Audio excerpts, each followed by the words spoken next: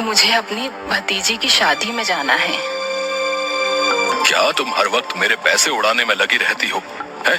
तुम्हें समझ नहीं आता मैं कितनी मेहनत से पैसे कमाता हूँ? हैं? हाँ, मैं जानती हूँ कितनी मेहनत से कमाते हो, पर मुझे कुछ पैसे दे दो ना।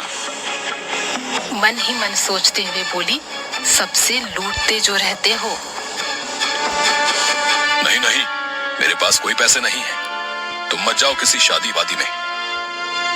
शर्मीली के बहुत बोलने पर भी मंगत लाल उसको पैसे नहीं देता और डांट कर उसे शादी में जाने से मना कर देता है। उसके बाद वो घर से ठगी करने निकल जाता है। उसके पास हमेशा एक तोता रहता था। इस तोते के भी बहुत खर्चे बढ़ रहे हैं। सिर्फ दिन भर खाता ही रहता है, कोई काम का तो है नहीं। इसको किसी काम में लगाता हूँ। तभी उसे रास्ते में बिरजू डाकिया बैंक से पैसे लेकर आता हुआ दिखता है। ये देखकर मंगत लाल ठगी की एक तरकीब सोचता है और जोर से बोलता है, तोते जा और बस स्टैंड पर बस वाले को रोक कर रखना, कहना मैं आ रहा हूँ बस थोड़ी देर में। मंगत लाल के ऐसा कहने पर तोता बस स्टैंड की तरफ उड़ जाता है। ये देखकर बिरजू को लगता है कि सच में ये तोता अपने मालिक का कहा मान रहा है। वाह भाई साहब, क्या ये तोता सच में तुम्हारा कहा मानता है?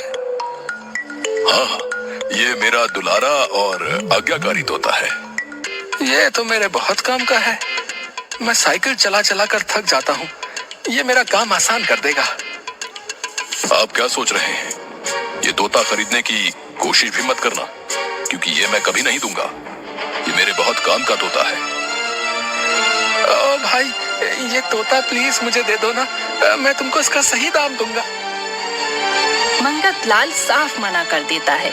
इससे बिरजू को और भी यकीन हो जाता है कि ये तोता सच में बहुत काम का होगा। इसलिए मंगत लाल नहीं देना चाहता है। फिर वो उसे थोड़ा ज्यादा पैसे देने को कहता है। भाई, मुझसे तुम इसके 200 रुपए ले लो और ये मुझे दे दो। नहीं भाई, इतना कीमती तोता 200 में तो बिल्कुल नहीं दूंगा। अरे भाई प्लीज मुझे दे दो ना। अच्छा तुम बताओ, तुम्हें कितने चाहिए? कम से कम 1000 रुपए। हालांकि ये भी कम ही है, लेकिन मैं मान जाऊंगा। मंगत लाल के 1000 रुपए मांगने पर बिरजू थोड़ा सोचता है, लेकिन फिर तोते की काबिलियत को देखकर मान जाता है। ठीक है भाई, अब तोता मुझे दे दो, ये मेरा कहा मानेगा ना? हाँ, अब तक तो ये मेरा कहा मानता था, लेकिन अब मैं इसके कान में कह दे रहा हूँ कि अब से तुम इसके मालिक हो और ये मेरी नहीं सुनेगा, सिर्फ तुम्हारी मानेगा।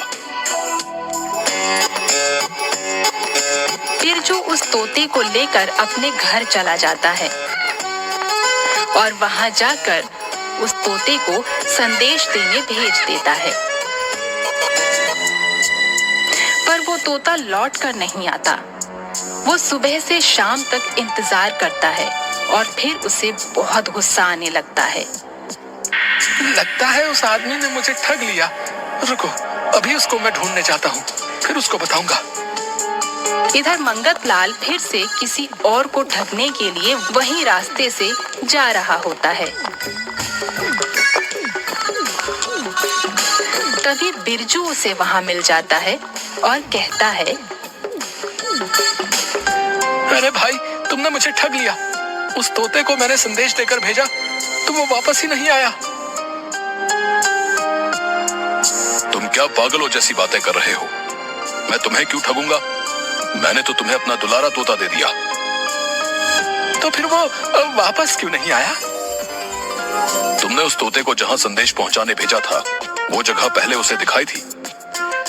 नहीं भाई, मैंने तो ऐसा नहीं किया था। तो वो वापस कहां से आएगा? तुमने तो मेरा तोता ही घुमा दिया। अब मैं क्या करूं? हे भगवान, मेरा तोता बेचारा कहां चला गया? मंगत लाल को ऐसे रोता देखकर बिरजू को उसकी बात पर यकीन हो जाता है और वो वहां से अपना उदास चेहरा लेकर चला जाता है। इधर मंगत लाल ठगी करके बहुत खुश होता है।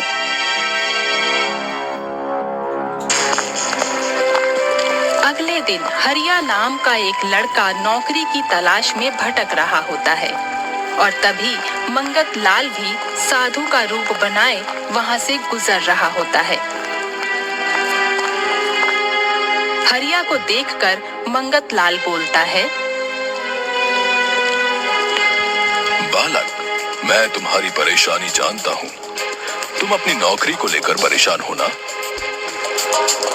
लगता है ये बाबा अंतर्यामी है, मेरे बिना कुछ कहे ही मेरी परेशानी जान गए। बेटा, तुम परेशान ना हो। मेरा एक कहा मान जाओगे तो तुम्हारी सब परेशानी खत्म हो जाएगी। हरिया नौकरी को लेकर वैसे ही परेशान था तो बाबा की कही सारी बातें उसे सही लगने लगती हैं और वो मन में सोचता है कि क्यों ना इनका कहा करके देख लूं। हाँ बाबा, बताइए, मैं जरूर करूंगा।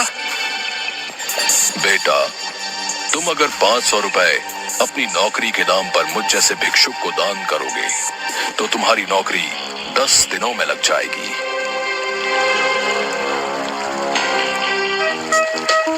मंगत लाल के इतना कहने पर हरिया थोड़ा परेशान होता है, पर बाबा की बातें सही समझकर वो ऐसा करने के लिए तैयार हो जाता है।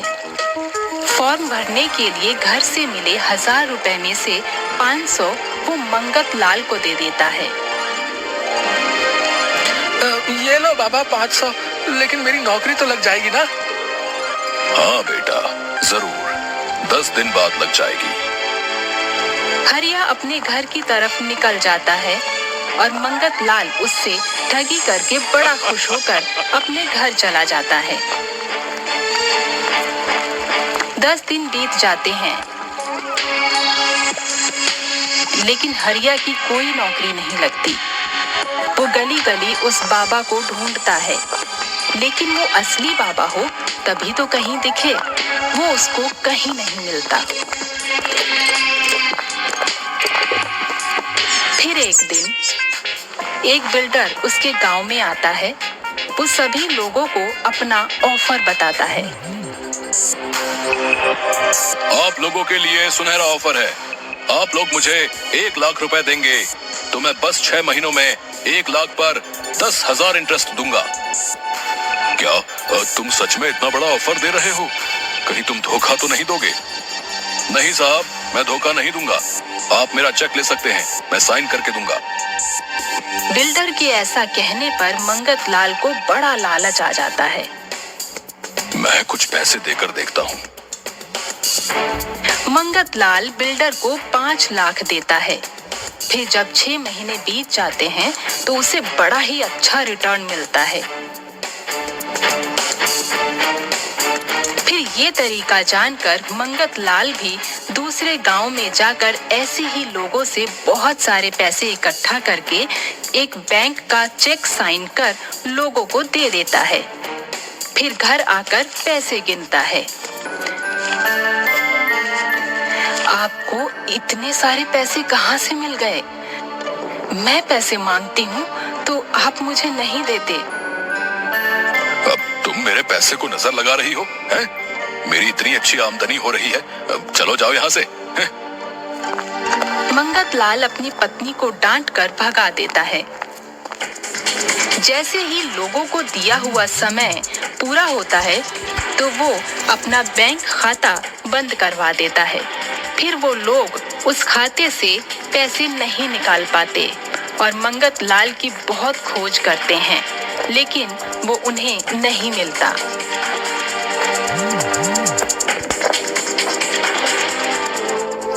इधर मंगत लाल, मैं बहुत ही अमीर बन गया हूँ। इतने सारे पैसे कमाकर मजा आ गया। कुछ ही दिन बीतते हैं और दूसरे गांव में वही बिल्डर जाता है तो सभी गांव वाले उसे पकड़ के मारने लगते हैं। और उसे ये सारी बात बताते हैं। मैंने तो ऐसा नहीं किया ना, मैं तो सच में आप लोगों को पैसे देने की बात कर रहा हूँ। लेकिन गांव वालों को उस पर विश्वास नहीं होता और बिल्डर समझ जाता है कि उसके इस तरीके का कोई गलत फायदा उठाकर लोगों को लूट रहा है। मैं उसी गांव जाता हूँ जहाँ पहले ये स्कीम चलाई थी और उस व्यक्ति को ढूंढकर उसे चूना लगाता हूँ। बिल्डर उदयपुर गांव में आता है। पैसों से माला माल हुआ मंगत लाल लोन देने के पोस्टर लिए रास्ते से जा रहा होता है। ये देखकर अच्छा, ये वही व्यक्ति है जिसने हमारी स्कीम का गलत फायदा उठाया।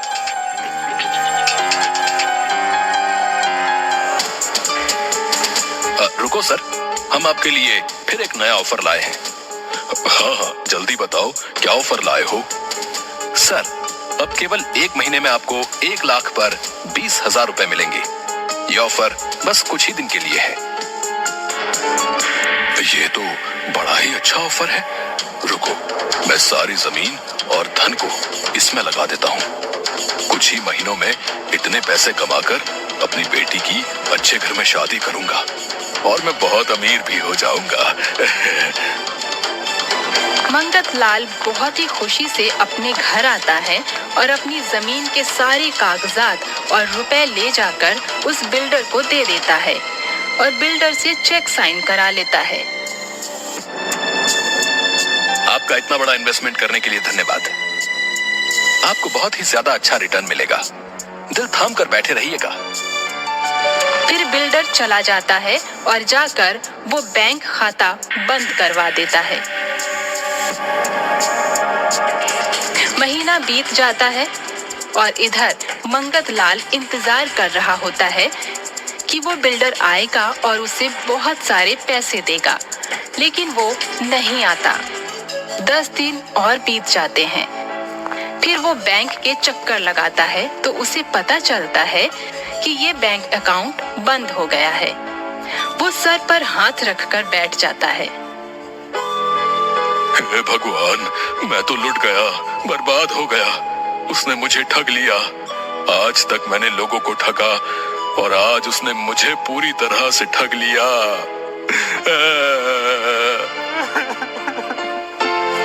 मंगत लाल रोते रोते घर आता है।